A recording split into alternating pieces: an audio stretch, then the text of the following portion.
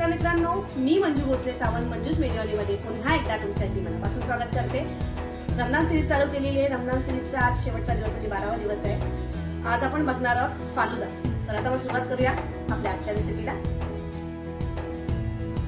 घरगुती जे आपल्या शेवया असतात जे आपल्या गावाकडे बनतात त्या शेवया घेतल्यात मी। आता मी या पाणी उकळून त्याच्यामध्ये बॉईल करून घेते या शेवया।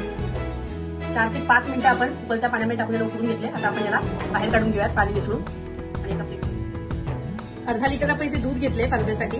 मनामाचं स्ट्रॉबेरी क्रश घेतले, तुम्ही कुठल्याही कंपनीचं घेऊ शकता। मी गोल्ड फ्रूट घेतले, तुम्ही नॉर्मली घेऊ शकता।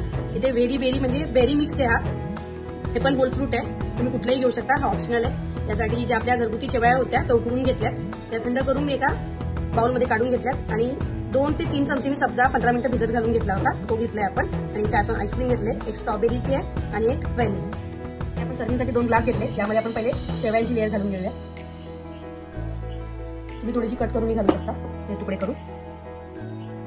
तर त्याच्यानंतर आपण सब्जाची लेअर घालून घेऊया। त्यानंतर आपण घालणार आहोत, एकामध्ये आपण घालणार आहोत स्ट्रॉबेरी क्रश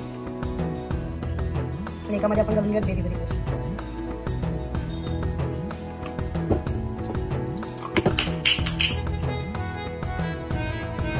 ड्रायफ्रूट्स आम्ही विसरलो होतो, या स्टेजला तुम्ही कुठलेही ड्रायफ्रूट, बदाम, काजू, आम्ही बदाम घालून घेतात, त्याची एक लेअर टाकून घेऊया। तुम्हाला एकदा दाखवते, बघू शकता तुम्ही किती मस्त असे लेअर्स आले। शेवया, आपला सब्जा आणि क्रश। आता यावरती आपण दूध घालून घेऊया।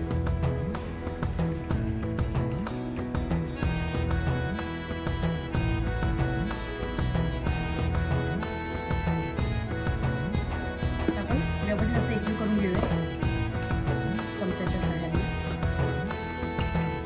बघू शकता व्यवस्थित असं आपण एकजीव करून घेतलंय, मस्त असा गुलाबी असा कलर आलाय त्याला। आता यावरती आपण स्ट्रॉबेरी आईस्क्रीम घालून टॉपिंग करून घेऊया।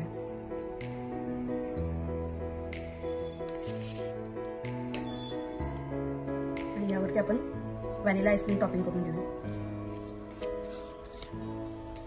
वरती थोडेसे परत ड्रायफ्रूट्स हे करून मस्त असं होममेड फालुदा आपला रेडी आहे। तुम्ही बघू शकता किती मस्त दिसतोय। नक्की ट्राय करून बघा, खूपच कमी साहित्यामध्ये होतो आणि घरगुती साहित्यामध्ये बनवून होतो। नक्की ट्राय करून बघा आणि कसा झालाय कमेंटमध्ये कळवायला विसरू नका।